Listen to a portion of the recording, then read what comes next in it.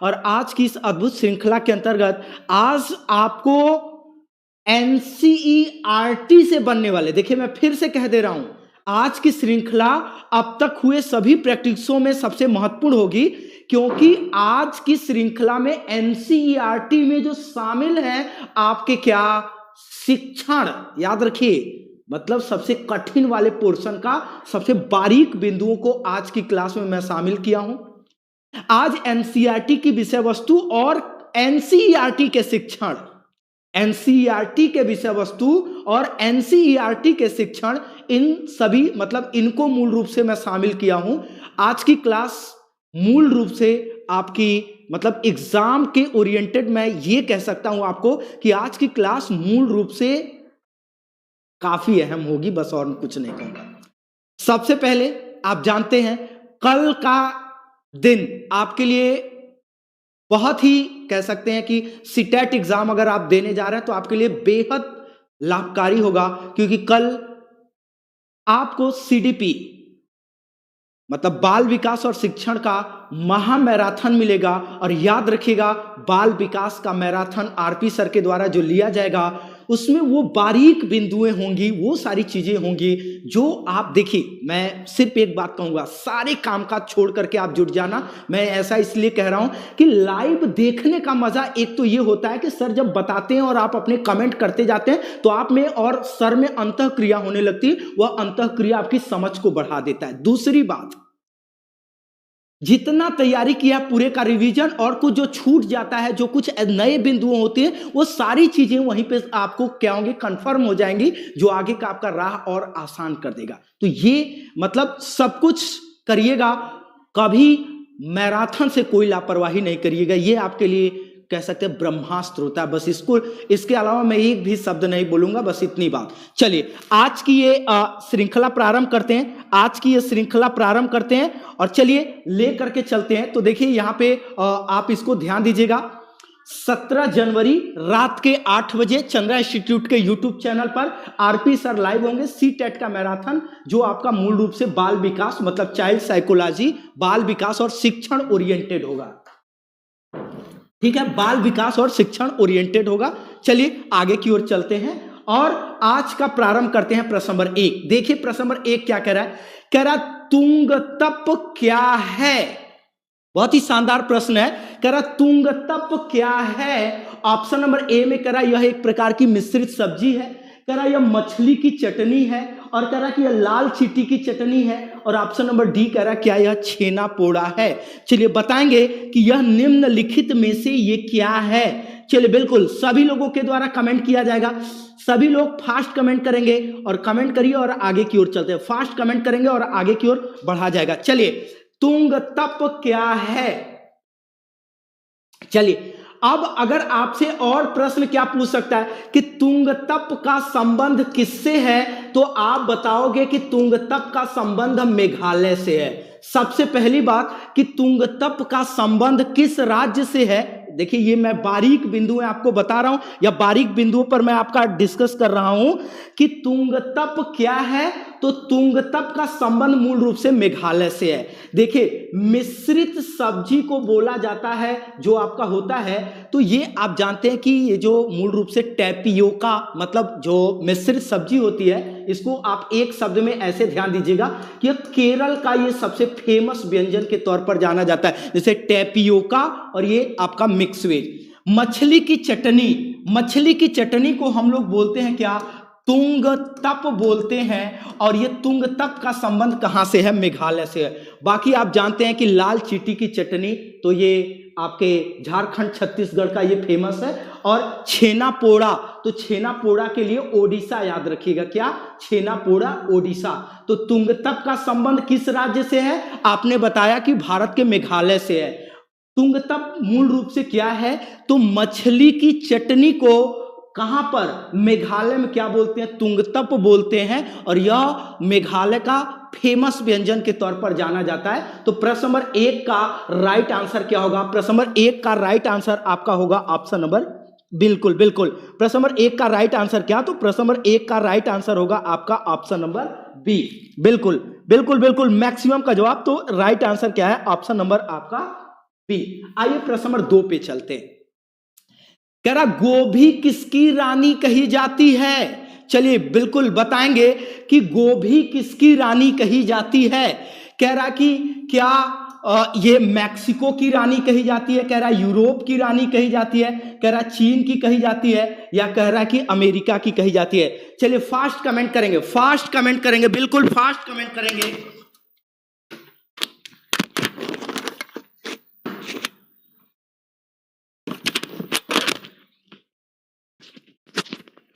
चलिए बिल्कुल मैक्सिमम के द्वारा कमेंट किया जाएगा कि गोभी निम्नलिखित में से किसकी रानी कही जाती है? गोभी। चलिए बिल्कुल बिल्कुल मैक्सिमम के द्वारा प्रश्न नंबर 2 के लिए कमेंट किया जाएगा। प्रश्न नंबर 2,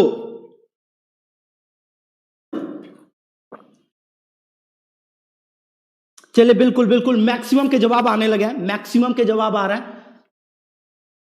चलिए बिल्कुल मैक्सिमम के द्वारा जवाब आ रहा है, मैक्सिमम का कमेंट आ रहा है, 2 का बी कह रहा है। देखिएगा, ध्यान दीजिएगा, अगर हम बात करते हैं कि गोभी, तो गोभी मूल रूप से कहां की? तो गोभी मूल रूप से यूरोप, मतलब भारत में कहां से आई? तो यह एक यूरोपीय सब्जी है, तो इसी के कारण हम इसको यूरोप की रानी भी कहते हैं। इसके अलावा जैसे चीन, तो चीन के लिए आप याद रखिएगा क्या? सोयाबीन। क्या याद रखेंगे आप? सोयाबीन याद रखेंगे। और अमेरिका, देखिए ये भी इंपॉर्टेंट है, तो अमेरिका के लिए एक बात याद रखेगा कि अगर आपसे कहता है कि पपीता, पपीता भारत में कहां से आया, पपीता का जनक देश माना जाता है, तो ये 2-3 बातें हैं जो आपके लिए महत्वपूर्ण है। तो इसका राइट आंसर क्या है? अच्छा बिल्कुल बिल्कुल, चलिए मैक्सिमम का, अच्छा मैक्सिमम का जवाब भी आ रहा है, मैक्सिमम का जवाब आ रहा है, मैक्सिमम का जवाब आ रहा है। चलिए आगे की ओर बढ़ते हैं, आगे की ओर बढ़ते हैं। तो प्रश्न नंबर 3 कह रहा जल में कैडमियम धातु मिल जाने से निम्नलिखित में से कौन सा रोग होता है? तो जल में कैडमियम मिल जाने से निम्नलिखित में से प्रमुख अगर रोग की बात करें तो कह रहा कि क्या मिनमाता होता है? जल में कैडमियम धातु मिल जाने से कह रहा कि क्या कौन सा रोग होता है? मिनमाता होता है, कह रहा पीलिया होता है, कह रहा इटाई इटाई होता है, और कह रहा इनमें से कोई नहीं। चलिए एक तो हम कल करा दिए थे कि जल में पारा या मरकरी मिल जाने से क्या होता है। चलिए चलिए बिल्कुल, देखिए एक बात और, जैसे मैं आप कमेंट करते रहे तब से एक बात सुन लीजिएगा। इस बार जो संचारी रोग है, संचारी रोग मतलब संक्रामक रोग, ये पूछे जाने की उम्मीद है। इसका 1 नंबर का प्रश्न बन सकता है, और इसमें मैं फाइंड कर रहा हूं, मैं बनाने का प्रयास कर रहा हूं कि अति संभावित जो, चूंकि आपके ऑप्शन में भोजन भी शामिल है, आपके ऑप्शन में जल भी शामिल है, आपके ऑप्शन में यात्रा भी शामिल है, तो सोशल डिस्टेंसिंग, इस तरीके की कुछ चीजें मैं मतलब मेरे दिमाग में ये है कि कुछ चीजें इस तरीके से, इसीलिए हम इसको कवर करने का प्रयास करें। ये आपके लिए महत्वपूर्ण हो सकती है, मतलब महत्वपूर्ण क्या, ये आपकी काफी महत्वपूर्ण हो सकती है। तो चलिए देख लेते हैं मैक्सिमम के कमेंट कहां से आ रहा है, मैक्सिमम के क्या कमेंट आ रहे हैं। चलिए 3 का, ठीक है, 3 का मैक्सिमम सही जवाब की ओर जा रहा है। चलिए देखते हैं कि क्या सही है। चलिए बिल्कुल बिल्कुल मैक्सिमम का जवाब आ रहा है, मैक्सिमम का जवाब आ रहा है। चलिए देखिए, आपने कल एक बात जाना था, कल क्या आपने जाना था? हमने बताया पारा या मरकरी, आपने कल जाना था पारा या मरकरी। तो जब पारा या मरकरी मिलता है तो आपने कल जान लिया था कि इससे मिनमाता रोग होता है। और अगर आप दूषित जल मतलब गंदा जल पीते हैं, सिर्फ इतनी बात कि दूषित जल का अगर आप सेवन करते हैं तो इससे मूल रूप से आप पीलिया और कैडमियम धातु, मतलब किसकी बात कर रहे हैं? कैडमियम धातु की बात कर रहे हैं। तो कैडमियम धातु से जो मूल रूप से रोग होता है वह हमारा है इटाई इटाई। इसको याद रखिएगा। कुछ चीजें और जो आपके लिए इंपॉर्टेंट है और जो थोड़ा सा आपके लिए बेहतर है उसको हम प्रयास करेंगे। चलिए ठीक है, चलिए चलिए आइए प्रश्न नंबर 4 कह रहा तरुण भारत संघ किस राज्य से संबंधित है? कह रहा कि क्या यह राजस्थान से संबंधित है, कह रहा कर्नाटक से संबंधित है, उत्तर प्रदेश संबंधित है, और कह रहा कि इनमें से कोई नहीं। आपको बताना है कि तरुण भारत संघ निम्नलिखित में से किससे संबंधित है। तो जब हम तरुण भारत संघ की बात करते हैं तो एक बात यहां से और आपसे पूछी जा सकती है, जल पुरुष, क्या जल पुरुष किसे कहा जाता है? तो ध्यान दीजिएगा कि ये राजेंद्र प्रसाद को, किसको? राजेंद्र प्रसाद को हम लोग बोलते हैं या पुकारते हैं किसके नाम से? तो आप कहोगे कि राजेंद्र प्रसाद को हम लोग पुकारते हैं जल पुरुष के नाम से। और ये जो जल पुरुष के नाम से विख्यात हैं, इनके द्वारा स्थापना किया गया किसका? तरुण भारत संघ का। और तरुण भारत संघ की स्थापना इनके द्वारा किया गया कहां पर? तो आप याद रखिएगा कि इनके द्वारा यह स्थापित किया गया राजस्थान राज्य में। तो ये प्रश्न नंबर आपके किसका? 4 का right answer option number A होगा। अच्छा, एक बार थोड़ा सा मुझसे मिस्टेक हो गया था कि आपसे पूछा था भीमा संघ या भीम संघ, जो पानी पंचायत के नाम से आप जानते हैं, या मतलब जल संरक्षण के लिए जो बच्चों की एक संस्था थी, तो उसका संबंध कर्नाटक से था, ये याद रखिएगा। तो तरुण भारत संघ का मत की स्थापना किसने किया? राजेंद्र प्रसाद ने। राजेंद्र प्रसाद को किसके नाम से जाना जाता है? तो आप बताओगे कि जल पुरुष के नाम से जाना जाता है। और इसकी स्थापना इन्होंने कहां किया था? तो याद रखिएगा प्रश्न नंबर 4 का ए, इन्होंने ये राजस्थान में कहां किया था दोस्त? तो याद रखिएगा कि इन्होंने ये किया था राजस्थान में। क्लियर हुआ गया? क्लियर हो गया? चलिए आगे की ओर बढ़ते हैं, चलिए आगे की ओर बढ़ते हैं और लेते हैं प्रश्न नंबर 5। ये देखिए, ये चूंकि मैं इसलिए कर रहा हूं, कुछ चीजें थोड़ी सी इस वर्ष विवादित रही हैं, कुछ जनजातियां और कुछ चीजें लेकर के थोड़ा सा चर्चा में रही है, तो ऐसा भी हो सकता है। और ये चर्चा में मई महीने में थी।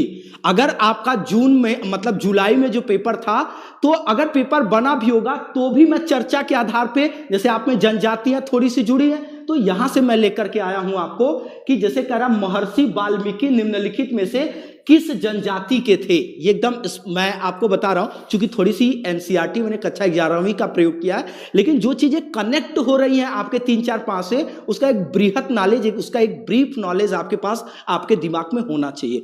तो चलिए फास्ट कमेंट करेंगे, फास्ट कमेंट करेंगे, आप सभी लोगों के द्वारा फास्ट कमेंट किया जाएगा मेरे भाई।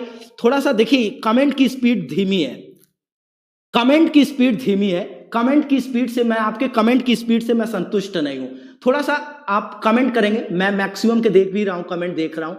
चलिए 5 का कुछ लोगों का ए बी आ रहा है, तो देखिए ध्यान दीजिएगा 2-3 बातें, क्योंकि थोड़ा सा सरकार का जो कई चीजें ध्यान में देखना पड़ता है। तो जैसे वाल्मीकि की बात मैं कर रहा हूं, इसके अलावा एकलव्य की मैं बात कर रहा हूं, जो जिन्होंने अपना अंगूठा दे दिया था ना दान में गुरु द्रोणाचार्य को। ये 2 के दोनों लोग संबंधित थे किस जनजाति से? भील जनजाति से। 2-3 बातें आपको जनजातियों के बारे में, आपको मतलब जनजातियों के बारे में 2-3 बातें आपको जाननी पड़ेगी। एक, इनके यहां अमीर गरीब का, इनके यहां अमीर गरीब का भेद नहीं पाया जाता है। पहली बात, अमीर गरीब का भेद नहीं पाया जाता। इनके यहां मुखिया प्रथा पाई जाती है, इनके यहां मुखिया प्रथा पाई जाती है। और इनके द्वारा सबसे विशेष बात यह है कि इनके द्वारा प्रकृति पूजा की जाती है, इनके द्वारा प्रमुख रूप से प्रकृति पूजा की जाती है। और इनके यहां जैसे कोई भी संपत्ति हो गई, कोई भी वस्तु हो गया, तो वो पूरा इसका सामूहिक रूप से प्रयोग किया जाता है, उसका सामूहिक बंटवारा किया जाता है। ये इस प्रकार से, जैसे अभी 3 खेती मैं आपको बताऊंगा कि सूर्यमणि एक जंगल की एक साहसी बेटी जिन्होंने सबसे पहले, तो ये मैं अभी आगे आपको बताऊंगा। तो महर्षि वाल्मीकि भील जनजाति से संबंधित थे। और एकलव्य भी अगर आपको छेड़ने का प्रयास करता है तो एकलव्य भी कहां संबंधित है? भील से। जनजातियों की विशेषता ये होती है कि समूह में रहते हैं, इनके यहां मुखिया प्रथा पाई जाती, ये आपका प्रकृति के उपासक होते हैं और ये प्राकृतिक रूप से अपना जीवन जीते। प्रश्न नंबर 5 का right answer option number A. आएंगे प्रश्न नंबर 6। अब आइए एनसीईआरटी के कुछ चीजें आपको आगे मतलब आज की क्लास में आपको बता रहा हूं मैं। देखिए आज मैंने आपको लाइक शेयर की बात ही नहीं किया और मैं नहीं कहूंगा, सिर्फ इतनी बात, आज का सेशन काफी महत्वपूर्ण है, आप देख लीजिएगा, कहीं ऐसा ना हो कि आपके साथ खतरा हो। मैं कह रहा हूं आज का सेशन काफी महत्वपूर्ण है, आप ध्यान से देख लीजिए।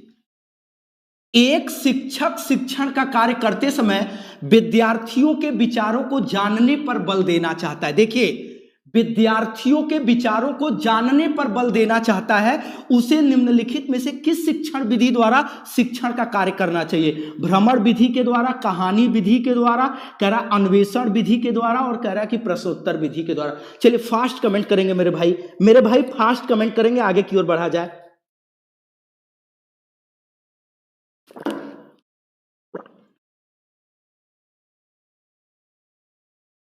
चलिए फास्ट कमेंट करेंगे। मैक्सिमम का जवाब देखिए, मैक्सिमम का जवाब 6 का सी की ओर जा रहा है। मैक्सिमम का जवाब 6 का सी की ओर जा रहा है। मैक्सिमम का जवाब 6 के सी की ओर जा रहा है। ठीक है, आइए देखते हैं। मैक्सिमम का जवाब 6 के सी की ओर जा रहा है। ठीक है, चलिए कोई बात नहीं, आइए देखते हैं क्या सही है क्या गलत है। एक शिक्षक शिक्षण का कार्य करते समय विद्यार्थियों, बस इसके बाद वाले को हम 4 सेंटेंस से समझाते हैं। ये चारों सेंटेंस से बदल जाएगा, ऑप्शन के आधार पे आप टिक मार दीजिएगा या इसको पकड़ने की कला बताते हैं, और ऐसे ही 2 प्रश्न करा देंगे, 3 नंबर फिक्स हो जाएगा, जो शिक्षण विधि से हर साल पूछता है। देखिए, भ्रमण विधि से 2 बातें याद रखिएगा, 2-3 बातें। एक, वास्तविक परिस्थितियों में शिक्षण, वास्तविक परिस्थितियों में शिक्षण, वास्तविक परिस्थिति, नोट डाउन करिए भाई। देखिए ये आपके लिए इंपॉर्टेंट है, इसका नोट डाउन करिए। अगर कहे कि एक शिक्षक शिक्षण का कार्य करते समय बालक का वास्तविक परिस्थितियों में शिक्षण का कार्य करने का प्रयास कर रहा है या वास्तविक परिवेश में शिक्षण का कार्य करना चाहता है, निम्नलिखित में से किस शिक्षण विधि के माध्यम से शिक्षण का कार्य करना चाहिए? आपका भ्रमण विधि होगा। इसके अलावा प्रत्यक्ष अवलोकन, मतलब एक शिक्षक शिक्षण का कार्य करते समय बालकों को प्रत्यक्ष अवलोकन के आधार पर शिक्षण अधिगम का कार्य कर रहा है, और कह रहा है कि यहाँ पे अधिगम अनुभव, मतलब या कह दे कि किसके माध्यम से बालकों को अनुभव की प्राप्ति होती है। तो हालांकि अनुभव शब्द कॉमन होता है, लेकिन ये 3 बातें आपको याद रखनी है। किसके बारे में? आपको भ्रमण के बारे में। कहानी विधि की बात करते हैं, कहानी विधि की, तो सबसे पहला तो कहानी विधि का प्रयोग बच्चों के किसके आधार पर किया जाता है? तो आप याद रखोगे कि हम इस पर जोर देते हैं बच्चे के पूर्व ज्ञान, मतलब कहानी जुड़ी हुई होनी चाहिए कहां से? बच्चे के पूर्व ज्ञान से। और ये बालक में उत्पन्न करे क्या? रुचि, जिज्ञासा, कल्पना। ये बालक में उत्पन्न करे क्या? रुचि, जिज्ञासा और कल्पना। रुचि, जिज्ञासा और कल्पना। एक बात और देखिए, एक बात और समझिए, कहानी विधि आप बच्चे का पूर्व ज्ञान, मतलब बच्चे के परिवेश का आप ऐसा संदर्भित चित्रण प्रस्तुत करते हैं जो बच्चे में रुचि, जिज्ञासा, कल्पना आ जाए। तो एक सेंटेंस जो सबसे ज्यादा बार आया है और जो आने की उम्मीद होती है, क्या? कहानी विधि के लिए याद रखिएगा कि संदर्भित परिवेश का चित्रण, संदर्भित परिवेश का चित्रण, ये याद रखिएगा। ये आपका मतलब कहानी विधि से किसी भी प्रकार का प्रश्न होगा, पूर्व ज्ञान, रुचि, जिज्ञासा, कल्पना या संदर्भित, संदर्भित का मतलब बालक के परिवेश का वर्णन, ये आपका यहां से सही मतलब आ ही जाएगा। ये चीजें याद रखिए। अब आइए, अब आता है अन्वेषण विधि। अन्वेषण विधि में आपसे कहे कि बच्चों को खोज करने के लिए प्रेरित करना, बच्चों को देखिए, बच्चों को खोज करने के लिए प्रेरित करना और बच्चों में वैज्ञानिकता का विकास करना। क्योंकि देखिए यह विधि चलती है किस पर? तर्क पर। यह विधि चलती है चिंतन पर। तो इसका मूल आधार एक ही होता है कि बच्चों में वैज्ञानिकता का विकास करने के लिए शिक्षक को किस विधि से शिक्षण का कार्य करना चाहिए? तो आप बताओगे कि अन्वेषण विधि से। अब कह रहा प्रश्नोत्तर विधि, तो प्रश्नोत्तर विधि का मतलब प्रश्न बच्चे के पूर्व ज्ञान से जुड़ा हुआ होना चाहिए, और बच्चे से प्रश्न पूछा जाता है तो उसके विचार को जानने के लिए। भाई प्रश्न आपने पूछा तो बच्चा उसके बदले में जो उत्तर देगा, तो जो समझ रखता है, उसकी जिस विचारधारा का निर्माण है, उसके अंदर जो क्षमता है पास पड़ोस परिवेश में अवलोकन के आधार पे जो कुछ निर्मित हुई है, वह उसी का प्रस्तुतिकरण करता है। तो एक शिक्षक का प्रश्नोत्तर विधि से शिक्षण का कार्य करते समय बच्चों के विचार को जानने का, बच्चों के तर्क को जानने का मूल दृष्टिकोण होना चाहिए। तो देखिए, जो आप अन्वेषण कर रहे थे, अन्वेषण विधि का मूल निष्कर्ष होता है कि बच्चों में वैज्ञानिकता का विकास करना। लेकिन प्रश्नोत्तर विधि का मूल लक्ष्य, मूल कार्य क्या होता है कि बच्चों के विचारों को जाने। भाई आप प्रश्न पूछेंगे तभी तो बच्चे का पूर्व ज्ञान, बच्चे के क्या पूर्व ज्ञान रखते हैं, क्या समझ रखते हैं, इसका पता चलेगा। अतः ये राइट आंसर क्या होगा? राइट आंसर आपका ऑप्शन नंबर डी होगा।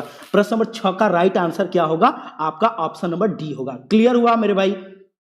क्लियर हुआ? क्लियर हो गया? समझ में आ गया? देखो ये चीजें क्या है, मैं इसीलिए मैं डाला हूं, मैं इसीलिए मैं डाला था कि आप देखिए 6 का सी मैक्सिमम ने दिया। अब मैं ऐसा भी देख रहा हूं सबने पलटी मार दिया, मैक्सिमम ने पलटी मार दिया। चलिए कोई बात नहीं, ये तो आपका काम ही है, आप करते रहते हैं। चलो कोई बात नहीं, कोई बात नहीं, कोई बात नहीं।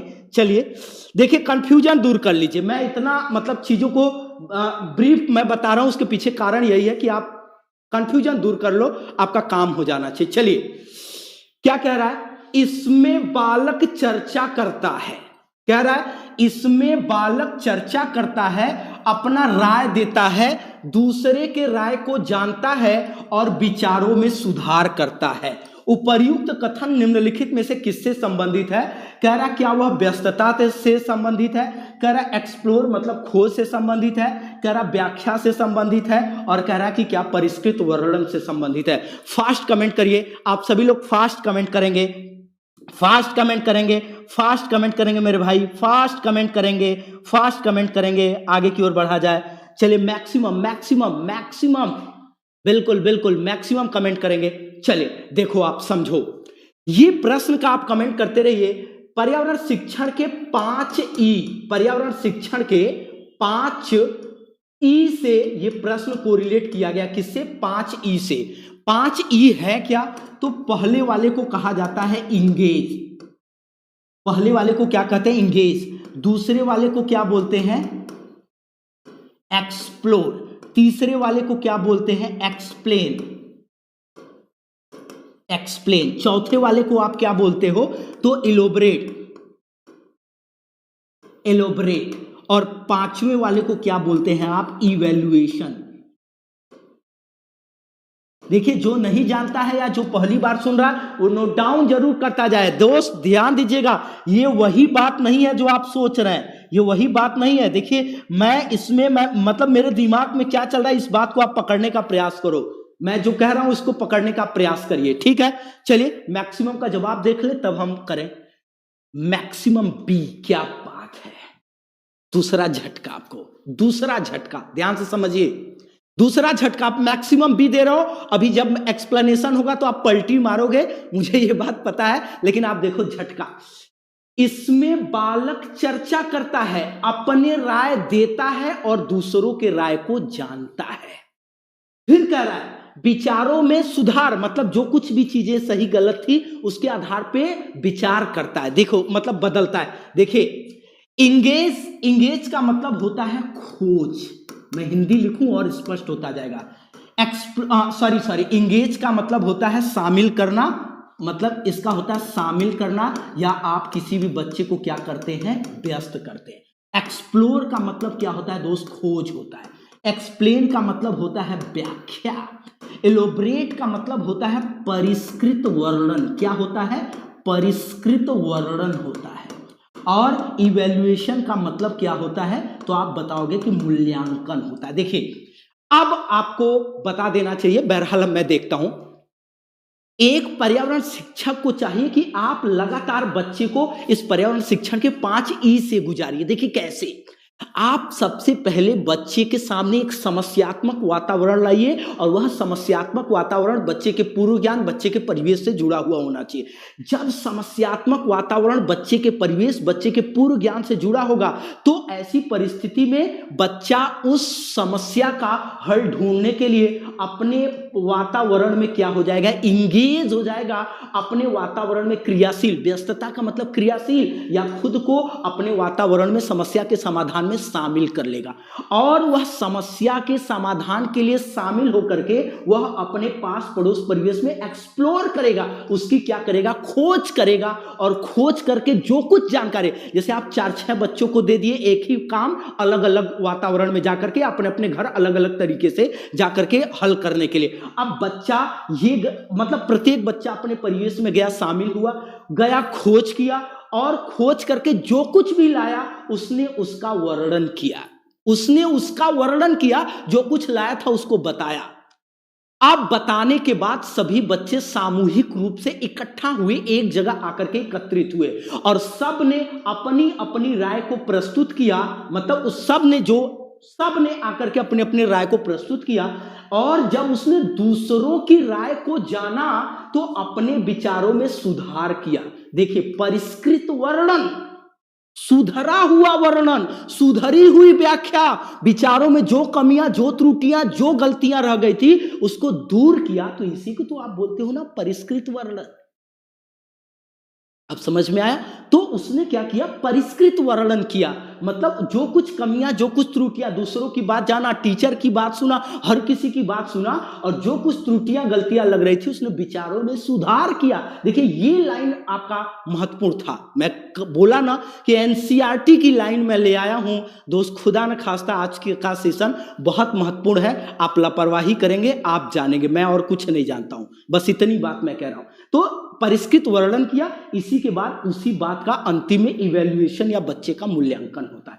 तो आप बताओ ऑप्शन नंबर अब क्या सही होगा, सी सही होगा या डी सही होगा? सी सही होगा या डी सही होगा? अच्छा, मैक्सिमम पलटी मार गए इसमें तो आप माहिर हो, इसमें तो आप माहिर हो, इसमें आप माहिर हो। चलिए,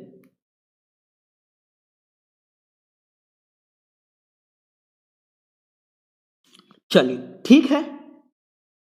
चलिए, आज का सेशन आपको ऐसा होगा जो आपकी कमी, आपकी सोच को बताएगा कि अभी आप सही तरीके से हो या नहीं। आइए, प्रश्न नंबर 8, कक्षा 3। देखिए, मैं एक बात मैं बताता हूं, जिस दिन बहुत इंपॉर्टेंट सेशन होगा उस दिन केवल लाइव होगा, याद रखिएगा।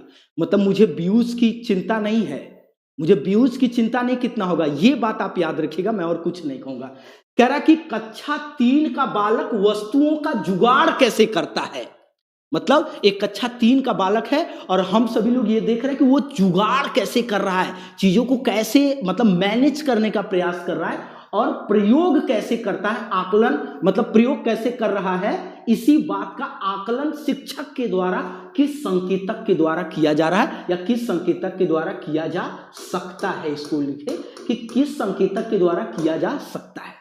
कह रहा है कि क्या सहभागिता के द्वारा किया जा सकता है, कह रहा है कि क्या न्याय समानता के प्रति सरोकार करके किया जा सकता है, प्रयोग करने पर किया जा सकता है या विश्लेषण संकेतक के माध्यम से हम कर सकते हैं। मतलब किसी भी बालक का जुगाड़ अगर आप इसको पता करना चाहते हैं तो किस संकेतक के माध्यम से आप बताएंगे। प्रश्न नंबर 8 का फास्ट कमेंट करिए, सभी लोग फास्ट कमेंट करिए, अब समझ गए होंगे। प्रश्न नंबर 8। चलिए, कुछ लोग 8 का डी बता रहे हैं, 8 का डी की ओर जा रहे हैं। अच्छा, 8 का डी, फास्ट, थोड़ा फास्ट भाई। ये बताओ, आप लगभग 13,000 संख्या की पहुंचने वाली है, इतना स्लो कमेंट क्यों है, इतना स्लो कमेंट क्यों है? ये चीजें मुझे गलत लग रही हैं, ये चीजें मुझे गलत लग रही हैं ये चीजें मुझे गलत लग रही हैं, बिल्कुल। कमेंट थोड़ा आपका कमेंट की गति स्लो है।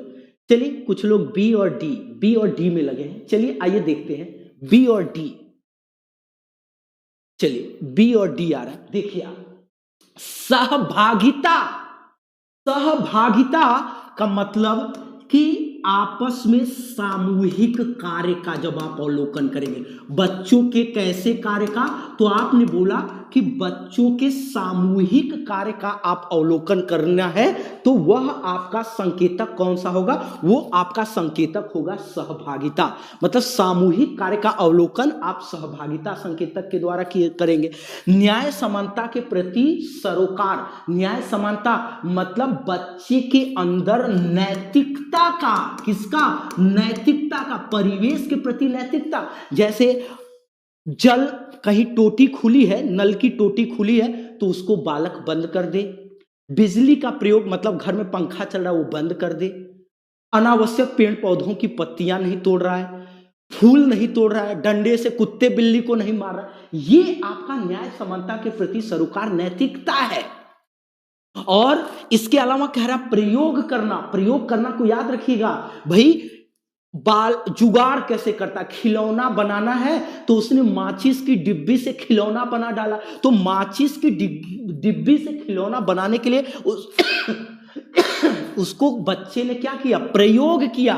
इसमें क्या करता है, नए तरीके आजमाता है। मतलब इसमें क्या प्रदर्शित करता है, नए तरीके आजमाता है। वह क्या करता है, वह नए तरीके आजमाता है। तो ये नए तरीके आजमाने के लिए शिक्षक के द्वारा इसका मतलब नए तरीके का जो बच्चा आजमा रहा है, नया प्रयोग कर रहा है, इसका आकलन वो प्रयोगगत संकेतक के। तो जुगाड़ जो होता है वह जुगाड़ नए तरीके आजमाने में शामिल किया जाता है। तो ये प्रयोग करना, और विश्लेषण का मूल होता है कि उसके मतलब तह तक जाना, निष्कर्ष तक जाना, उसमें संबंध को प्रदर्शित करना। तो ये होता है। तो मूल रूप से जुगाड़ की जब बात कर रहा था तो देखिए आपने मैक्सिमम ने डी की ओर जा रहे थे, लेकिन इसका राइट आंसर क्या है, इसका राइट आंसर दोस्त, इसका राइट आंसर क्या है, इसका राइट आंसर है आपका ऑप्शन नंबर मूल रूप से क्या होगा, सी। देखा, इसका राइट आंसर सी, ठीक है ना, बिल्कुल बिल्कुल। मैक्सिमम का जवाब ऑप्शन नंबर सी आया है, ऑप्शन नंबर सी, ठीक है। आइए प्रश्न नंबर 9 कह रहा कि किसी चीज का वर्णन करना। देखिए बहुत बहुत तगड़ा प्रश्न है। किसी चीज का वर्णन करना, चित्र बनाना, चित्र देखकर बताना, नक्शे बनाना इत्यादि का आकलन किस संकेतक के द्वारा आप करेंगे। कह रहा अवलोकन रिपोर्ट के द्वारा करेंगे, बच्चों से चर्चा करके, बच्चों की अभिव्यक्ति और बच्चों के व्याख्या। मतलब इन चार के चारों में से किस संकेतक के माध्यम से वर्णन का हो गया, मतलब कोई बच्चा वर्णन कर रहा है, चित्र बनाना, चित्र देखकर नक्शे बताना, नक्शे बनाना इत्यादि, ये सारी चीजें हैं। तो आप बताएंगे, फास्ट कमेंट करेंगे, फास्ट कमेंट करिएगा दोस्त, फास्ट कमेंट करेंगे। आज का सेशन, ये ध्यान दीजिएगा, आज का सेशन,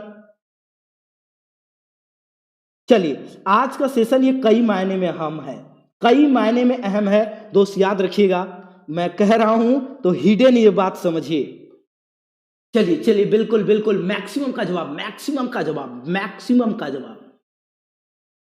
चलिए 9 का सी कुछ लोगों का आने लगा है, 9 का ए भी आ रहा है, सी भी आ रहा है, ए और सी। चलिए देखते हैं। देखिए मैंने क्या कहा, इमोशनल होकर के जवाब देने की जरूरत नहीं है। पहली बात समझिए, सीटेट की एक बारीकी कि इमोशनल होकर के जिस दिन आप जवाब दोगे उस दिन आप लहूलुहान हो जाओगे। सीटेट का उत्तर इमोशनल बन करके नहीं, एक शिक्षक बन करके दीजिए, समझ रहे हैं ना। लहूलुहान होंगे तो सीधे हॉस्पिटल जाएंगे।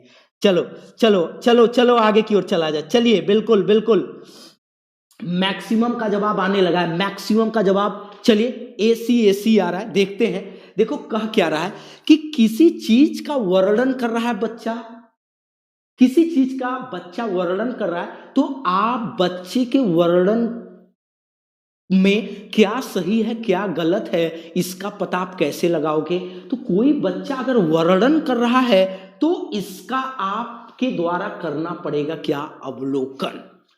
बच्चा चित्र बना रहा है, चित्र बना रहा है तो चित्र में कितनी मौलिकता है, कितनी सृजनात्मकता है। बच्चा चित्र स्वयं से बनाया है नहीं बनाया, बच्चे के अनुकरण की क्षमता कितनी है, इसका भी करना पड़ेगा आपको क्या, अवलोकन। जरा चित्र देखकर बताना, बच्चा किसी चीज को बता रहा है तो क्या वह मौलिक रूप से बता रहा है, रट्टा मार बता रहा है, उंगली रखा जा रहा है और झट झट झट बोल रहा है, वो उसको देख ही नहीं रहा है। ये चीजें आप कैसे पता करोगे, आप पता करोगे अवलोकन के माध्यम से। और कह रहा नक्शे बनाना, तो अवलोकन का मतलब होता है कि चीजों को प्रत्यक्षतः एक निश्चित उद्देश्य के साथ देखना और देख करके जानकारियां इकट्ठा करना, रिपोर्ट होता है। तो इसका आकलन शिक्षक के द्वारा अवलोकन और रिपोर्ट करके किया गया। चर्चा करना, तो चर्चा करना का मतलब किसी मुद्दे को बच्चे को दे दिया और उस पर बच्चे का विचार आप जान रहे हैं। और अभिव्यक्ति क्या होती है, बच्चे को किसी बिंदु पर प्रत्यक्षता बोलने के लिए आपने कह दिया। और व्याख्या क्या होता है, बच्चे के पास पड़ोस परिवेश के बारे में पूछिए और बच्चा जितना जानता है उगल देगा आपके सामने। ये चीजें होती है। मतलब प्रश्न नंबर 9 का राइट आंसर क्या है, प्रश्न नंबर 9 का राइट आंसर आपका ऑप्शन नंबर ए। प्रश्न नंबर 9 का राइट आंसर क्या है, ऑप्शन नंबर ए होगा। क्लियर हुआ। चलिए स्क्रीनशॉट लेते रहिएगा। जहां आपको देखिए आपको यूनिक प्रश्न है और बहुत सारी चीजें ऐसी है। देखिए मैं आज कह रहा हूं एनसीईआरटी बेस्ड है, आप खतरा मोल लेने के लिए तैयार रहना। आप खतरा मोल लेने के लिए तैयार रहना। एनसीईआरटी बेस है, मैं बस इतना ही कहूंगा और कुछ नहीं। क्या करा? कह रहा बच्चे के पोर्टफोलियो में निम्नलिखित में से क्या शामिल नहीं किया जाता है? क्या शामिल किया? ये गलत हो गया है, ये नहीं होगा ना, इसको हटा दो आप। चलो ठीक है, अब पढ़िए कि बच्चे के पोर्टफोलियो में निम्नलिखित में से क्या शामिल किया जाता है।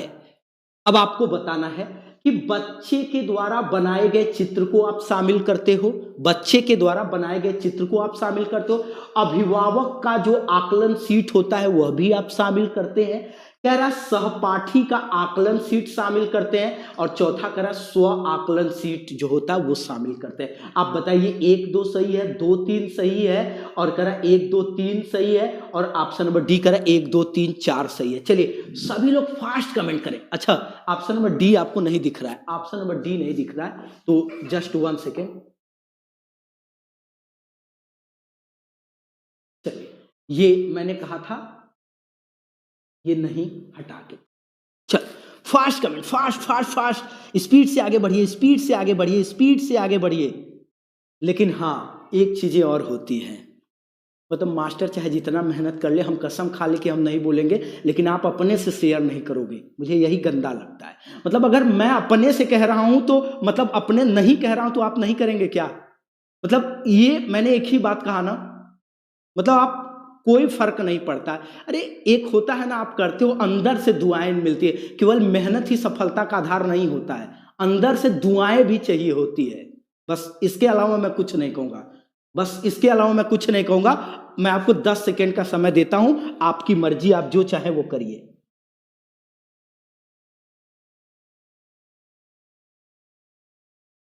चलिए मैं कुछ नहीं कहूंगा, आप अपने से, आपकी मर्जी हो, जैसा आप समझिए उचित। चलिए बिल्कुल ठीक है।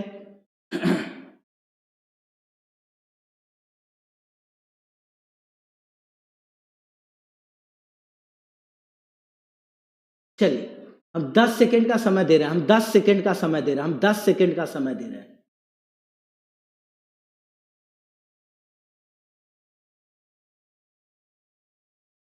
चलिए ठीक, आइए चलिए।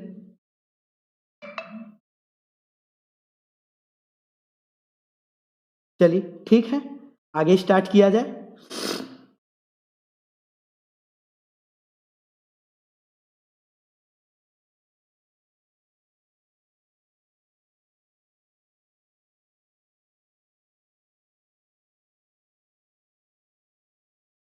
चलिए ठीक है, चलिए स्टार्ट करते हैं, चलिए आगे की ओर चलते हैं, चलिए बिल्कुल। चलिए आइए देखते हैं, कह रहा है कि बच्चे के पोर्टफोलियो में निम्नलिखित में से क्या शामिल किया जाता है। ऑप्शन नंबर डी अब तो दिख रहा होगा, ऑप्शन नंबर डी दिख रहा है कि बच्चे के द्वारा बनाए गए चित्र, कह रहा अभिभावक का आकलन शीट, सी कह रहा सहपाठी का आकलन शीट, और ऑप्शन नंबर डी कह रहा है कि स्व आकलन शीट। देखिए इसमें कंफ्यूजन केवल होना चाहिए आपको किसको लेकर के, जैसे हमने यहां पर कहा कि बच्चे के द्वारा बनाए गए चित्र, तो पोर्टफोलियो है क्या, पहले ये सुन लीजिए। एक ऐसा फोल्डर जिसमें बालक के व्यवहार से संबंधित समस्त प्रकार की जानकारियां, जिसमें बालक के व्यवहार से संबंधित समस्त प्रकार की घटनाएं, बालक के व्यवहार से संबंधित समस्त प्रकार की जानकारियां, समस्त प्रकार की घटनाएं, ये सभी चीजें बालक क्या करते हैं, हम शामिल करते हैं, और शामिल करके जब हमें जरूरत पड़ती है कि बच्चे के व्यवहार के बारे में जानना है, बच्चे के बारे में जानना है, तो हम बच्चे के व्यवहार का अध्ययन करते हैं, और अध्ययन करके हम बच्चे के व्यवहार की व्याख्या कर देते हैं, वही हमारा पोर्टफोलियो कहलाए। मतलब बच्चे का साप्ताहिक टेस्ट, मासिक टेस्ट, सामाजिक गतिविधियां, सांस्कृतिक गतिविधियां, बहुत सारी चीजें, मतलब पूरा वर्ष भर की गतिविधियां हम एक फोल्डर में इकट्ठा करते जाते हैं, वो बच्चे का भी होता है। मतलब इस तरीके से इसमें दोनों शामिल होते हैं। देखो बच्चे के द्वारा बनाए गए चित्र, तो बच्चे के द्वारा बनाए गए चित्र, इसके अलावा बच्चों के द्वारा दिया गया टेस्ट पेपर, ये सभी चीजें शामिल होती हैं। अभिभावक का आकलन शीट, टीचर पेरेंट्स मीटिंग पर अभिभावक आए और उन्होंने जो कुछ भी बच्चे का आपको दिया रिपोर्ट, इस रिपोर्ट को भी हम इसमें क्या करते हैं, शामिल कर लेते हैं। कह रहा सहपाठी का आकलन शीट, ये भी शामिल किया जाता है। और कह रहा स्व आकलन शीट, बच्चे का स्व आकलन शीट, उसका टेस्ट पेपर हुआ कि नहीं हुआ, तो ये चीजें मतलब शामिल की जाती है। अतः पोर्टफोलियो में मतलब आपके सभी चीजें शामिल की जाती है। तो इसका मतलब यहां पर क्या होगा, आपका ऑप्शन नंबर डी होगा। इसका राइट आंसर क्या होगा, आपका ऑप्शन नंबर डी होगा। राइट आंसर क्या होगा, ऑप्शन नंबर डी होगा। चलिए मैक्सिमम, अब चलिए बिल्कुल बिल्कुल मैक्सिमम का जवाब भी आने लगा। तो इसका राइट आंसर क्या होगा, डी, कि बच्चे के पोर्टफोलियो में, क्योंकि देखिए एक दो चीजें हैं, जैसे सहपाठी का आकलन शीट, इसको लेकर के आप कंफ्यूज हो सकते हैं, और अभिभावक का आकलन शीट, इसको लेकर के कंफ्यूज हो सकते हैं। इसीलिए मैंने इसको शामिल कर दिया कि आप अपने कॉन्सेप्ट को क्लियर कर लो। चलो आगे आओ, प्रश्न नंबर 11, निम्नलिखित में से कौन सा संकल्पनात्मक नहीं होगा, संकलनात्मक होगा। निम्नलिखित में से कौन सा संकलनात्मक मूल्यांकन का भाग नहीं है, संकलनात्मक मूल्यांकन का भाग नहीं है। कह रहा निदानात्मक मूल्यांकन नहीं है, सुधारात्मक मूल्यांकन नहीं है, उपलब्धि मूल्यांकन नहीं है, कह रहा सतत मूल्यांकन नहीं। चलिए फास्ट कमेंट करिए, फास्ट कमेंट करें, फास्ट कमेंट करें। चलिए फास्ट कमेंट करें, फास्ट कमेंट करें। चलिए बिल्कुल फास्ट कमेंट करें, फास्ट कमेंट करें, आगे की ओर बढ़े, फास्ट कमेंट करें, आगे की ओर बढ़े। देखिए संकल्पनात्मक मूल्यांकन, आपको फास्ट कमेंट करना है। चलिए स्पीड से कमेंट करिए, स्पीड से। चलिए प्रश्न नंबर 11, मैक्सिमम का जवाब आने लगा, मैक्सिमम का जवाब आने लगा। चलिए देखते हैं, चलिए मैक्सिमम का जवाब आने लगा।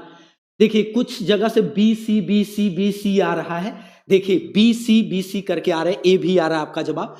निदानात्मक मूल्यांकन का मतलब होता है हम किसी भी बालक के, मतलब ऐसे समझिए कि किसी भी बालक के जो कुछ समस्या है उसके कारण का पता लगाना, कारण का पता लगाना, यह मूल रूप से हमारा कौन सा मूल्यांकन हुआ, निदानात्मक मूल्यांकन हुआ। सुधारात्मक मूल्यांकन का मतलब भी वही होता है, कमी का पता लगाना, कमी का पता लगाना मूल रूप से आपका क्या हो गया, सुधार। भाई क्या कमी है पता करिए, उसको दूर कर दीजिए, बच्चे में सुधार होगा। उपलब्धि का मतलब जो कुछ बच्चे ने अर्जित कर चुका है, सीख चुका है, उसका मूल्यांकन। और सतत मूल्यांकन जानते हैं कि अधिगम के दौरान मूल्यांकन, क्या, अधिगम के दौरान मूल्यांकन। तो देखो आप समझो पहले बात, संकलनात्मक मूल्यांकन एक भाग है सतत मूल्यांकन का, संकलनात्मक मूल्यांकन एक भाग है किसका, तो याद रखिएगा कि यह एक भाग है किस मूल्यांकन का, सतत मूल्यांकन का। पहली बात, संकलनात्मक मूल्यांकन सतत मूल्यांकन का एक भाग है। अब सतत मूल्यांकन को हम निदानात्मक मूल्यांकन भी बोलते हैं, सतत मूल्यांकन को हम सुधारात्मक मूल्यांकन भी बोलते हैं, और सतत मूल्यांकन खुद है। उपलब्धि मूल्यांकन जो यहां शामिल किया गया है, तो देखिए सतत मूल्यांकन का उद्देश्य बालक के व्यवहार में परिवर्तन करना होता है। एक शब्द यहां पे समझिए, सतत मूल्यांकन का उद्देश्य बालक के व्यवहार में क्या करना, बालक के व्यवहार में परिवर्तन करना, यह मुख्य उद्देश्य होता है या ये मुख्य लक्ष्य होता है। और जो उपलब्धि होती है, तो व्यापक मूल्यांकन, ध्यान दीजिए कौन सा मूल्यांकन, व्यापक मूल्यांकन का मूल उद्देश्य क्या होता है कि बच्चे ने कितनी उपलब्धि अर्जित कर ली है। भाई व्यापक सत्र परीक्षा, तो बच्चे ने कितनी उपलब्धि अर्जित कर ली है इसका पता लगाना। और जब संकल्पनात्मक मूल्यांकन सतत मूल्यांकन का भाग है, तो ये आपका सी हो गया व्यापक का। अतः ये राइट आंसर क्या होगा, आपका राइट आंसर हो गया आपका ऑप्शन नंबर क्या, राइट आंसर आपका होगा ऑप्शन नंबर सी। क्लियर हुआ, राइट आंसर क्या है, राइट आंसर है आपका ऑप्शन नंबर सी। क्लियर हुआ, क्लियर हुआ, मैक्सिमम क्लियर हुआ। चलिए आगे की ओर, आइए आगे की ओर।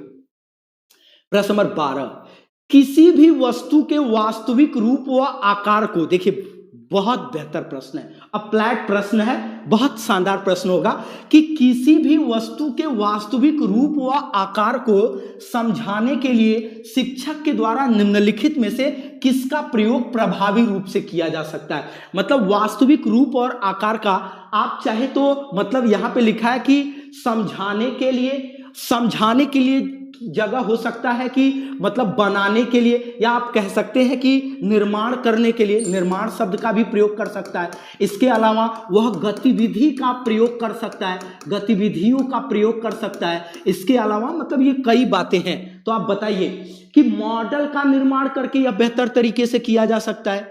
कह रहा है कि चित्र निर्मित करके बेहतर तरीके से किया जा सकता है। कह रहा है श्यामपट्ट पर आरेख बना करके बेहतर तरीके से किया जा सकता है, या ग्राफ का निर्माण करके यह बेहतर तरीके से किया जा सकता है। फास्ट कमेंट करेंगे, फास्ट कमेंट करेंगे, फास्ट कमेंट करेंगे। चलिए बिल्कुल बिल्कुल मैक्सिमम का जवाब आने लगा है। 12 का ए, कुछ लोगों का बी सी, अच्छा मिक्स आंसर है, ए बी सी डी आ रहा है। देखिए वास्तविक रूप व आकार, वास्तविक रूप व आकार प्रदर्शित करने के लिए बच्चे के द्वारा मॉडल का निर्माण कराया जाता है। जैसे आप अपने पास पड़ोस परिवेश में पाए जाने वाले घरों का मॉडल लाइए तो बच्चे दफ्ती जोड़ करके बनाते हैं। तो देखिए वास्तविक रूप व आकार, और इसी के साथ एक शब्द और घुमा करके आपसे पूछ सकता है क्या, सृजनात्मकता। क्या पूछ सकता है कि सृजनात्मकता या बच्चों की क्रिएटिविटी। तो ये ध्यान दीजिएगा, इससे होता है। और चित्र क्या होता है, तो चित्र से बच्चे में अवलोकन, भाई अवलोकन इसमें भी होगा, लेकिन चित्र निर्मित करने में बच्चे में बेहतर अवलोकन होता है। और चित्र जो होता है वह एक पटल पर बच्चा बना देता है, लेकिन मॉडल जो होता है, देखिए ये घर का पिलर बड़ा है, ये छोटा है, ये इस तरीके से चीजें हैं। तो इसको वास्तविक रूप में मतलब एक छोटा, जैसे ग्लोब हो गया, तो यह एक प्रकार का क्या है, हमारी पृथ्वी का प्रतिरूप ही है। तो इस द राइट आंसर क्या होगा, प्रश्न नंबर 12 का राइट आंसर होगा आपका ऑप्शन नंबर ए। प्रश्न नंबर 12 का राइट आंसर क्या होगा, प्रश्न नंबर 12 का राइट आंसर होगा आपका ऑप्शन नंबर ए। क्लियर हुआ। चलो आगे की ओर आइए। प्रश्न नंबर 13, ये कारण बताओ प्रश्न होते हैं, परंतु इसका उत्तर एक सीमा के अंदर दिया जाता है। देखो ये कारण बताओ प्रश्न होते हैं, परंतु इसका उत्तर एक सीमा के अंदर दिया जाता है। प्रश्न का क्या प्रकार है, अभिसारी प्रश्न है, अपसारी प्रश्न है, मूल्यांकन वाले प्रश्न है, और कह रहा है कि क्या ये तथ्यात्मक प्रश्न है। तो चलिए आप कमेंट करते रहिए। जहां पर तथ्यों के आधार पर, मतलब जहां पे प्रश्न का निर्माण किसके आधार पर किया जाए, तथ्यों के आधार पर किया जाए। जैसे गांधी जयंती प्रत्येक वर्ष कब मनाई जाती है, तो इसका जवाब तथ्य 2 अक्टूबर। 2 अक्टूबर स्वच्छता दिवस किस दिन से मनाया जा रहा है, तो आप बताओगे कि 2014 से मनाया जा, मतलब स्वच्छता दिवस कब से प्रारंभ किया। ये सब फैक्ट पर आधारित है, तथ्य पर आधारित है। मूल्यांकन वाले प्रश्न, तुलना वाले, मतलब तुलना वाले प्रश्नों का निर्माण जो होता है, तुलना वाले प्रश्न वह सदैव कैसे प्रश्न कहलाते हैं, तो दोस्त याद रखिएगा कि तुलना वाले प्रश्न कहलाते हैं मूल्यांकन वाले प्रश्न। जैसे ताजमहल और लाल किले में अंतर बताओ, ताजमहल और लाल किले में सबसे अच्छा कौन सा लगा। अब ये जो मूल्यांकन वाले प्रश्न हो गए, इसी को कहा जाता है मूल्यांकन वाले प्रश्न, कि बच्चा किस तरीके की गतिविधियों को पसंद करता है। यहां की यात्रा वहां की यात्रा में अंतर बताओ, यहां की यात्रा वहां की यात्रा में सबसे बेहतर कौन सा लगा। इस तरीके के जब आप कंपैरिजन कराते हैं तो ये मूल्यांकन वाले प्रश्न होते हैं। अपसारी प्रश्न, अपसारी प्रश्न को कहा जाता है कौन सा प्रश्न, मुक्त अंत वाले प्रश्न। क्या कहा जाता है, मुक्त अंत वाले प्रश्न। मुक्त, देखिए मुक्त मतलब जिसका उत्तर बच्चे के द्वारा स्वतंत्र होकर के दिया जाए। जैसे आज का दिन कैसा रहा, लगा चढ़ा बढ़ा करके बताने, और बताओ क्या हालचाल है, लगा खूब झूठ झपाड़ी बनला करके ढकेल दे। कहा कि अच्छा और बताओ क्या चल रहा है आजकल जीवन में, कैसी पढ़ाई लिखाई चल रही। जैसे आप गांव वगैरह से मतलब आप शहर से जब गांव की ओर जाते हैं पढ़ाई लिखाई करके, तो गांव में पूछा और क्या चल रहा है पढ़ाई लिखाई, अब इतना चढ़ा करके बता देते हैं कि बच्चा इस बार आईएएस बन ही जाएगा, जबकि सच्चाई हो, उसकी वास्तविकता कुछ भी हो। तो ये अपसारी प्रश्न मतलब मुक्त अंत वाले होते हैं। इसका उत्तर बताने के लिए आप स्वतंत्र हैं, जितना चाहे उतना आप झूठ बोलिए, जितना चाहे सही बोलिए, जितना चाहे चढ़ा बढ़ा करके बताइए। ऐसे ही प्रश्नों को हम क्या बोलते हैं, ऐसे ही प्रश्नों को हम बोलते हैं अपसारी प्रश्न। अभिसारी प्रश्न क्या होता है, इसको हम लोग बोलते हैं बद्ध अंत वाले प्रश्न। क्या बोलते हैं, बद्ध अंत वाले प्रश्न। बद्ध अंत वाले प्रश्न मतलब जहां पर आप बंधे हुए दायरे में आपको जवाब देना है। जैसे पूछा कि विश्व पर्यावरण दिवस मनाया जाता है और 4 ऑप्शन दे दिया, अब आप अपने मन से थोड़ी कर सकते, 5 जून ही आंसर होगा, मतलब लिमिट में रह करके आपको बोलना है। जैसे आपने कुछ गलतियां किया और आप उसके बावजूद बार बार सफाई दे रहे थे, पापा मारे एक पड़ाका खींच के, बोले जितना पूछे बस उतने का जवाब दो, इससे ज्यादा की जरूरत नहीं। आपका जवाब वही जो फेंक रहे थे मुक्त अंत वाला बदल गया किसमें, बद्धन। जितना पूछे बस उसका एक सटीक जवाब दो, उल्टा सीधा बोले तो अभी कूटे जाओगे। एक पड़ाका खींच करके जरा आपका मुक्त अंत से बदल जाएंगे आप कहां? बद्ध अंत में। मुक्त अंत से आप बदल करके कहां चले जाओगे मेरे भाई? मुक्त अंत से आप बदल करके चले जाओगे बद्ध अंत में। तो मतलब यहां आप खूब झूठ झपाड़ी फेंक करते, लगा एक पड़ाका खींच के, कहा जितना ही बोले, जितना पूछे उतना ही का जवाब दो। आप अपसारी से बदल करके कहां चले गए? अभिसारी में चले गए। समझ में आया ना? उम्मीद है कि थोड़ा सा आप बेहतर तरीके से समझ गए होंगे। तो कारण बताओ, प्रश्न होता है उत्तर एक सीमा, मतलब आप बंध गए। सीमा हमेशा आपको क्या करता है? बांध देता है। आप कहां पर चले गए? अभिसारी। प्रश्न नंबर 13। आइए प्रश्न नंबर 14। एक शिक्षक बालकों के लिए प्रश्न पत्र का निर्माण करते समय रूपरेखा के आधार पर विवरण को भरता है। देखिए अप्लाइड क्वेश्चन है। रूपरेखा के आधार पर प्रश्नों के मतलब रूपरेखा के आधार पर विवरण भरना, कहता है कि भरता है, शिक्षक का कार्य कहलाएगा। डिजाइन तैयार करना, ब्लूप्रिंट तैयार करना, प्रश्नों का संपादन करना, और कह रहा कि इनमें से कोई नहीं, इनमें से कोई नहीं। चलिए फास्ट कमेंट करेंगे, फास्ट कमेंट करेंगे, फास्ट कमेंट करेंगे। चलिए आपके इमोजी ही बता रही है, आपकी इमोजी ऐसी है कि आपसे 2 शब्द आरपी सर कुछ कहने के लिए बिल्कुल तत्पर हो रहा है। मैं चाहता हूं कि थप्पड़ वाले शब्द पे आप 2 शब्द जरूर कुछ बोले। चलिए अभी प्रश्न आगे अभी कंटिन्यू किया जाएगा। चलिए फास्ट कमेंट। रियली मार्वेलस, बहुत ही दमदार सर, थैंक यू। बहुत ही दोस्तों दमदार क्लास के लिए थैंक यू गाइज। एकदम आपके धुआंधार जोशीले समर्थन के लिए दोस्तों, happy with you guys, very very happy. And sir is doing marvellous, is doing a miraculous job guys. एकदम दोस्तों धुआंधार प्रदर्शन लगातार दोस्तों बने रहिए। ये अंतिम 14-15 दिन are going to create miracles, कुछ धुआंधार चमत्कार होगा दोस्तों। चलिए दोस्तों मस्त रहिए, पढ़ते रहिए। और आशीष सर के लिए दोस्तों मेक दिस शेयर, अभी दोस्तों तुरंत इसको पहुंचाइए दोस्तों 20,000। एक बार हाई शेयर, एक बार जम के शेयर करें दोस्तों, जिसको for high share. Thank you guys, thank you. मैं आपके दोस्तों स्पीड को नहीं ब्रेक करना चाहूंगा, सर को तुरंत माइक दूंगा। चलिए तो देखिए, एक शिक्षक प्रश्न पत्र का निर्माण जब वो सर्वप्रथम करने जाएगा तो सबसे पहले उसके द्वारा डिजाइन या रूपरेखा तैयार किया जाएगा। इसके बाद शिक्षक विवरण को भरेगा तो वो होगा ब्लूप्रिंट, और ब्लूप्रिंट के आधार पर जब वो प्रश्न लिखने जाएगा तो होगा प्रश्नों का संपादन। और तो आपसे प्रश्न क्या पूछा है कि प्रश्न का निर्माण करते समय रूपरेखा के आधार पर विवरण को भरना। तो जब वो विवरण को भर रहा है तो उसका विवरण भरना कहलाएगा क्या? ब्लूप्रिंट तैयार करना। प्रश्न नंबर 14 का राइट आंसर क्या होगा? प्रश्न नंबर 14 का राइट आंसर होगा आपका ऑप्शन नंबर बी। प्रश्न नंबर 14 का राइट आंसर क्या होगा? प्रश्न नंबर 14 का राइट आंसर होगा आपका ऑप्शन नंबर बी। आइए प्रश्न नंबर 15। वह कौन सी शिक्षण विधि है जिसमें शिक्षार्थियों में वैज्ञानिक प्रवृत्ति का विकास होता है और शिक्षक एक मार्गदर्शक के रूप में होता है? मुझे उम्मीद है आप बता देंगे। समुदाय विधि, खोज विधि, कहानी विधि, और कह रहा कि मॉन्टेसरी विधि। चलिए फास्ट कमेंट करेंगे, फास्ट कमेंट करेंगे। चलिए बिल्कुल। और देखिए एक बात मैं आपसे कहना चाहूंगा, क्या मैं ऐसा पढ़ा रहा हूं क्या कि आपको एक लाइक तक नहीं कर सकते यार? या तो मुझे अपने ऊपर शर्म आना चाहिए या तो मुझे आपके ऊपर। अब आप क्या है शर्मिंदा करें? मतलब ये चीजें मैं देख करके खुद ही मतलब वो हूं कि 15,000 प्लस लोग लाइव हैं और बताइए ये तक नहीं कर सकते तो और आप शेयर क्या करते होंगे? मैं कैसे विश्वास करूं कि जितने लोग देख रहे हैं उतने लोगों ने शेयर भी किया होगा। बहरहाल ठीक है, आपकी मर्जी। कल शाम 8 बजे, ध्यान दीजिएगा, क्या कल शाम 8 बजे चंद्रा इंस्टीट्यूट के यूट्यूब चैनल पर आपको आरपी सर का महामैराथन, आरपी सर का महामैराथन किसका? दोस्त याद रखिएगा, सीडीपी का।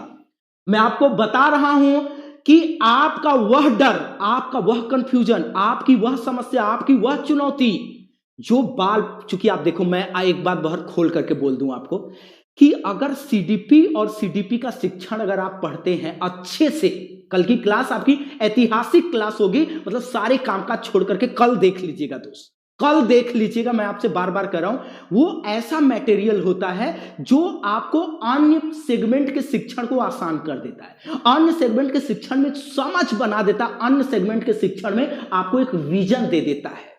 मतलब मैं संस्थान के शिक्षक के तौर पर नहीं, मैं आप अपना जो कुछ भी बड़ा भाई, छोटा भाई, जो कुछ भी आप समझते हो, बेटा बेटी, जो कुछ आप समझते हो, मतलब मैं ये कह रहा हूं, रिश्तों के किसी एक चंगुल में नहीं बांध रहा हूं, आप मुझे अपना जो कुछ समझते हो, कल की क्लास नहीं मिस होनी चाहिए। मैं आपको कह रहा हूं कल की क्लास नहीं मिस होनी चाहिए, ठीक है? तो एक बार ये ध्यान दीजिएगा, मतलब आप इस प्रश्न नंबर 15 का उत्तर आपको वीडियो समाप्त होने के बाद कमेंट बॉक्स में कमेंट करना है, इसका क्या सही जवाब होगा। मैं एक बार पुनः मैं आपको वो तस्वीर दिखा देना चाहता हूं जो कल की ऐतिहासिक क्लास होगी। आप यहां पर ध्यान दीजिएगा कि आप कल मतलब पूरी तरीके से आपने ये देखा कि सर अब एकदम बिल्कुल तैयारियों के मोड में है, मतलब अब मैं और कुछ नहीं कहूंगा, एक्सपर्ट सारी चीजें मतलब कामकाज हो चुका है। आपको ध्यान देना है, कल शाम को 8 बजे 17 जनवरी रात 8 बजे, और ये नहीं जैसे आप धीरे धीरे आते हो बढ़ते रहता है, वीडियो लाइव होगी। ये चंद्रा इंस्टीट्यूट का अंतिम निर्णय है। तुरंत आकर के मतलब 8 बजे आप तैयार रहना खोल करके, बस मैं इससे ज्यादा कुछ नहीं कहूंगा। और अगर लगा हो कि आज मैंने अच्छे मजेदार क्वेश्चन ले आए तो मजेदार कमेंट आप वीडियो खत्म होने के बाद जरूर करिएगा। आज इस क्लास में ये पे थैंक यू वेरी मच।